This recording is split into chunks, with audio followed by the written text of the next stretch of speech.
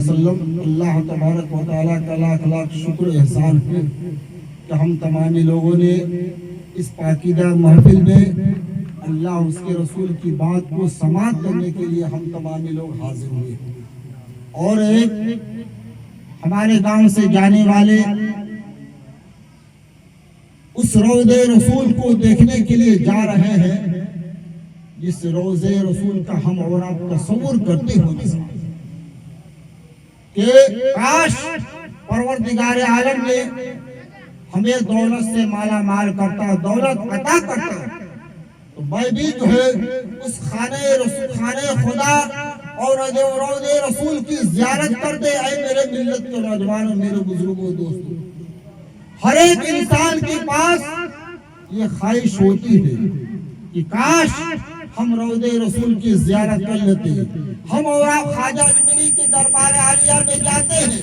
ان سے منتیں مانگتے ہیں، ان سے فریاد کرتے ہیں، خواجہ غریب نواز جو ہے ہمیں اور آپ کو عطا کرتے ہوئے نظر آتے ہیں۔ لیکن میرے ملت کے نوجوانوں، اور جس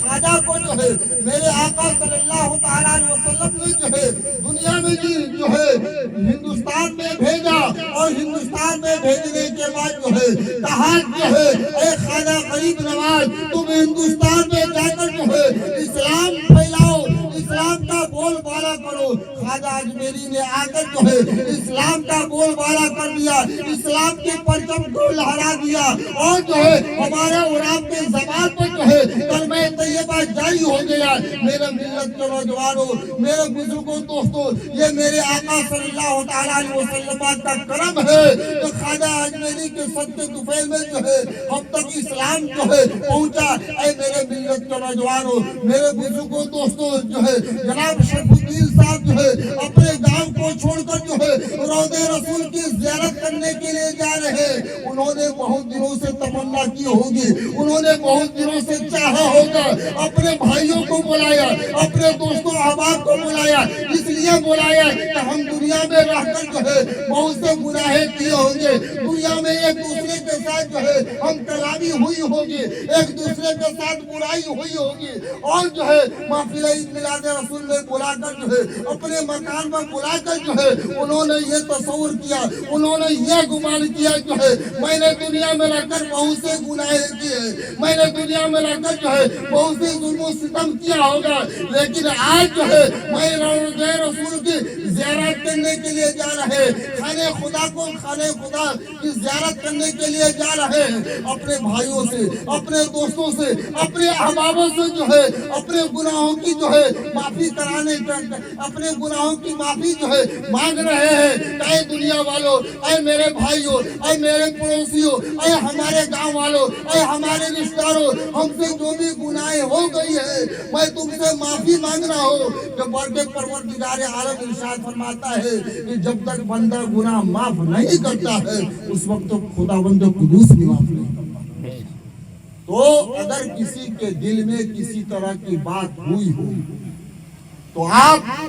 تمامی لوگ جو ہے معاف کر دیں گے، کیونکہ دنیا میں معاف کر دینا بہت بڑا ثواب کا کام ہے۔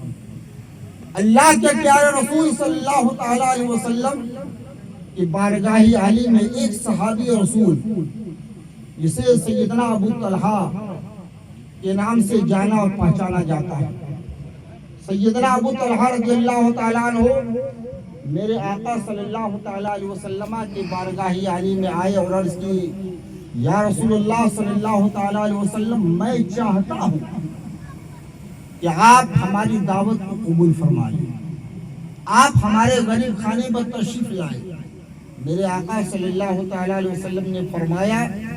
اے ابو طلحہ، اگر تمہاری آرزو ہے، تمہاری خواہش ہے تو میں تمہاری دعوت کو قبول کرتا ہوں، جاؤ اپنے گھر میں انتظام کرو۔ سیدنا ابو طلحہ اپنے گھر آتے ہیں، اپنے شریک حیات سے عرض کرتے ہیں، میں نے سرکار کی دعوت کر لی ہے، سرکار نے دعوت کو قبول فرما لیا، اے شریک حیات گھر میں کچھ ہے انتظام کرو۔ شریک حیات نے کہا، ہمارے پاس نہ آٹا ہے، نہ کوئی جو ہے سبزی بنانے کے لیے سامان ہے. آپ نے سرکار کی دعوت کر لی ہے اور سرکار اکیلے آئیں گے یا اپنے ساتھ کچھ لوگوں کو لے کر آئیں گے. جب شریک حیات نے عرض کیا تو ابو طلحہ نے عرض کیا میں نے سرکار کی دعوت دی ہے, سرکار خود ہی اکیلے آئیں گے. ان کے شریک حیات نے کھانے کا انتظام کیا اور انتظام کرنے کے بعد سالن بنایا, روٹی کچھ بنانے کے بعد میرے آقا صلی اللہ تعالی علیہ وسلم سیدنا ابو طلحہ سرکار کو جو ہے انتظار کر رہے ہیں کہ سرکار جو ہے ہمارے غریب خانے پر ہمارے دروازے پر آتے ہوں گے. کسی نے کہا اے ابو طلحہ تم نے دیکھا ہے کہ سرکار تمہارے گھر آ رہے ہیں, اکیلے نہیں آ رہے ہیں بلکہ 80 صحابہ کرام کو لے کر. سبحان اللہ. اکیلے نہیں آ رہے ہیں, 80 صحابہ کرام کو لے کر آ رہے ہیں. ابو طلحہ نے کہا کہ میں نے صرف سرکار کی دعوت کی اور سرکار نے جو ہے ہماری دعوت کو قبول کیا تھا, لیکن 80 صحابہ کرام کو لانے کے لیے نہیں کہا تھا. جب جو سیدنا ابو طلحہ نے سنا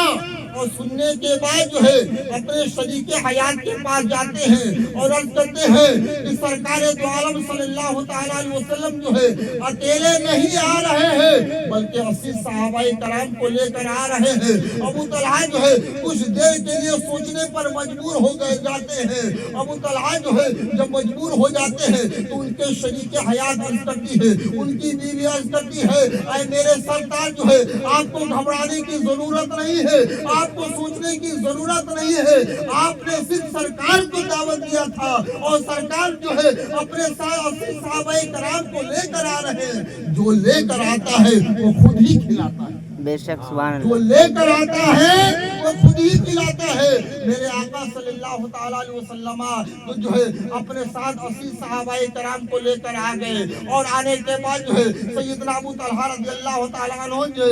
جو گھر میں بیٹھنے کا انتظام کیا. انتظام کرنے کے بعد جو ہے میرے آقا صلی اللہ تعالی علیہ وسلم عرض کرتے ہیں اے ابو طلحہ گھر میں کچھ بنا ہوا ہے, گھر میں کچھ کھانا بنا ہے. سیدنا ابو طلحہ نے عرض کیا یا رسول اللہ صلی اللہ تعالی علیہ وسلم جو ہے گھر میں کھانا بنا ہوا ہے. سرکار دو عالم صلی اللہ تعالی علیہ وسلم نے فرمایا اے ابو طلحہ جہاں پر کھانا بنا ہوا ہے وہاں پر مجھ کو لے کر چلو. میرے آقا صلی اللہ تعالی علیہ وسلم جو ہے آپ وہاں جاتے ہیں اور وہاں جانے کے بعد جو ہے دسترخوان لگا دی گئی تھی اور دسترخوان کے اوپر کھانا رکھ دیا گیا تھا. میرے آقا صلی اللہ تعالی علیہ وسلم کے بارگاہ عالی میں ایک روٹی اور 2 بوٹی رکھا ہوا تھا اور 2 بوٹی رکھنے کے بعد جو ہے میرے آقا صلی اللہ تعالی علیہ وسلم نے اپنا لعاب دہن جو ہے اس روٹی کے اوپر اس بوٹی کے اوپر ڈال دیتے ہیں اور ڈالنے کے بعد جو ہے ابو طلحہ سے عرض کیا جاتا ہے اے ابو طلحہ جو ہے اس کھانے کو تم مت کھولنا بلکہ اس کھانے کو ڈھک دو اور جاؤ جو ہے دسترخوان لگا دو. 80 صحابہ کرام کو بیٹھا دو. 80 صحابہ کرام جو ہے دسترخوان پر بیٹھ جاتے ہیں. ان کے اوپر ان کے پاس جو ہے پلیٹیں چلا دی جاتی ہے اور پلیٹ چلانے کے بعد جو ہے حضرت انس رضی اللہ تعالیٰ عنہ بیان فرماتے ہیں کہ دسترخوان لگا دیا گیا, پلیٹیں لگا دی گئی اور لگا دینے کے بعد جو ہے حضرت انس رضی اللہ تعالیٰ عنہ جو ہے کھانا چلا رہے ہیں. 80 صحابہ کرام جو ہے کھانا کھانا ہو جاتے ہیں, کھانا کھا لیتے ہیں اور کھانا کھا لینے کے بعد جو ہے جب 80 صحابہ کرام نے کھانا کھا لیا اور کھانا کھا لینے کے بعد جو ہے میرے آقا صلی اللہ تعالی علیہ وسلم کے بارگاہ عالی میں پھر ابو طلحہ جاتے ہیں اور عرض کرتے ہیں یا رسول اللہ 80 صحابہ کرام نے کھانا کھا لیا. میرے آقا صلی اللہ تعالی علیہ وسلم نے فرمایا گھر میں جو لوگ بچے ہوئے ہیں ان لوگوں کو بھی دسترخوان پر بیٹھا دو. اور میرے آقا صلی اللہ تعالی علیہ وسلم جو ہے اس دسترخوان پر بیٹھتے ہیں, اپنے بھی کھانا کھاتے ہیں اور ان کے ساتھ جتنے لوگ تھے سارے لوگ کھانا کھاتے ہیں. جب سارے لوگ کھانا کھا لیتے ہیں تو میرے آقا صلی اللہ تعالی علیہ وسلم نے فرمایا اے ابو طلحہ تمہارا غریب کھانا تھا, نبی کا لنگر جاری تھا. सुभान अल्लाह। हमारा गरीब खाना था, नबी का लंगर जारी है। ऐ मेरे मिल्लत के नौजवानों, हमारा और आपका यही तरीका होता है। जब भी खाना बन जाता है और खाना बन जाने के बाद जो है हम लोग फातिहा कराते हैं, हम लोग नबी पाक सल्लल्लाहु अलैहि वसल्लम के बारगाह आली में पेश करते हैं। इसी मकसद से पेश किया जाता है कि जब इस खाने के ऊपर जो है अल्लाह का कलाम पढ़ दिया जाए और अल्लाह का कलाम पढ़ दिया जाता है, अल्लाह तबारक व तआला उस खाने के अंदर बरकतें अता फरमाता हुआ नजर आता है। मेरे मिल्लत के नौजवानों, मेरे बुजुर्गों, दोस्तों, मैंने बयान किया था कि 3 ऐसे मकामात हैं जहां पर हमारे आमाल बर्बाद कर दिए जाते हैं और उन्हें खबर तक नहीं होता है। ये 3 जो है बातें बयान करके मैं अपनी बात को जो खत्म करने की कोशिश करता हूँ। इंशाअल्लाह फिर मौका मिलेगा तो आपके बारगाह में जो है हाजिरी की सआदत होगी, क्योंकि जो है हमारा बचपना यहीं से गुजरा है। बचपना हमारा यही गुजरा है। हमने यहीं से जब पल कर जो है बड़ा हुआ और उसके बाद जो है मैंने आला तालीम के लिए जो है मदरसे में जाकर जो है इस मर्तबे को हासिल किया। ये आप लोगों का दुआओं का समरा है, तो मुझे बोलने का जो है ये मौका मिल रहा है। मेरे मिल्लत के नौजवानों, मेरे बुजुर्गों, दोस्तों, मेरे आका सल्लल्लाहु अलैहि वसल्लम इरशाद फरमाते हैं, मस्जिद एक ऐसी जगह है जहाँ पर जो है अल्लाह की इबादत की जाए, अल्लाह तबारक व तआला की बारगाह में झुका जाए। और मस्जिद में बैठकर अगर कोई जो है दुनियावी कलाम करता है, दुनियावी गुफ्तगू करता है, तो उसके अमाल बर्बाद कर दिए जाते हैं, उसे खबर तक नहीं होता। बेशक सुभान अल्लाह। दूसरी जगह वो है महफिल ईद मिलाद रसूल, जहाँ पर महफिल ईद मिलाद रसूल का प्रोग्राम हो, अल्लाह उसके रसूल की बातें हो, वहाँ पर जो है गौर से समाज किया जाए, गौर से सुना जाए। बल्कि दुनियावी अगर गुफ्तगू कोई शख्स करता है तो उसे मना कर दिया जाए, बल्कि उसे कहा जाए कि अपने ज़बान पर जो है सुबहान अल्लाह कहो, अल्हम्दुलिल्लाह कहो, माशाअल्लाह का विर्द किया करो, अपने ज़बान पर दुरूद पाक का कलमात पढ़ा करो। और अगर जो इंसान जो है दुरूद पाक नहीं पढ़ता है, अपने ज़बान पर सुबहान अल्लाह नहीं करता है, अल्हम्दुलिल्लाह नहीं करता है, बल्कि इसके बरक्स जो है दुनियावी गुफ्तगू में मुलविस हो जाता है, तो मेरे आका सल्लल्लाहु अलैहि वसल्लम इरशाद फरमाते हैं उसके अमाल बर्बाद कर दिए जाते हैं, उसे खबर तक नहीं होता। बेशक। तीसरा मकाम कब्रिस्तान है। तो जब हम लोग कब्रिस्तान जाते हैं तो बहुत कुछ याद आ जाता है, बहुत कुछ याद आता है। यहाँ मिट्टी डालना चाहिए, यहाँ पेड़ लगाना चाहिए, यहाँ ये करना चाहिए। ऐ मेरे मिल्लत के नौजवानों, मेरे बुजुर्गों, दोस्तों, कब्रिस्तान जो इबरत की जगह है,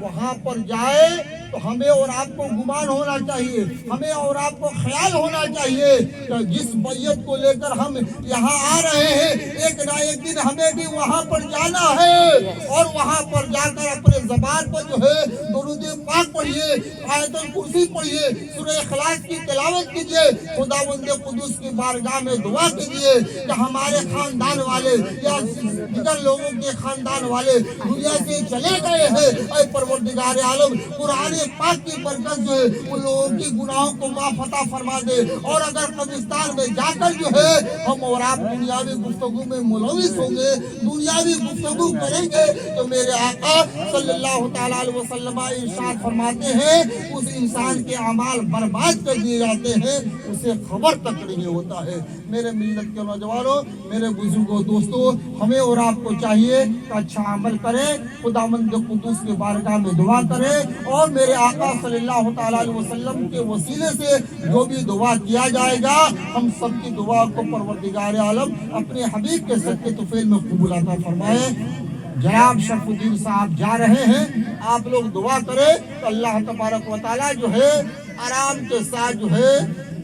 अल्लाह के घर को देखने के लिए, रोज़े रसूल को देखने के लिए انہیں وہ جو تمنا ہے وہ حسرت ہے انہیں اللہ تبارک و تعالیٰ پوری عطا فرما دے، اور ہم سب کے لیے بھی جو ہے آپ دعا فرمائے کہ اللہ تبارک و تعالیٰ ہم سب کی حاضری یہی سے قبول عطا فرمائے، اور خدا توفیق دے گا تو ہم ضرور مدینہ جائیں گے۔ اللہ تبارک و تعالیٰ ہم تمامی لوگوں کی حاضری کو قبول عطا فرمائے۔ ہم تمامی لوگ مل کر پڑھے استغفر اللہ ربی من کل ذنب واتوب الیہ، اشہد ان لا الہ الا اللہ واشہد ان محمدا عبدہ ورسولہ، وآخر دعوانا ان الحمد للہ رب العالمین۔ آئیے ہم تمامی لوگ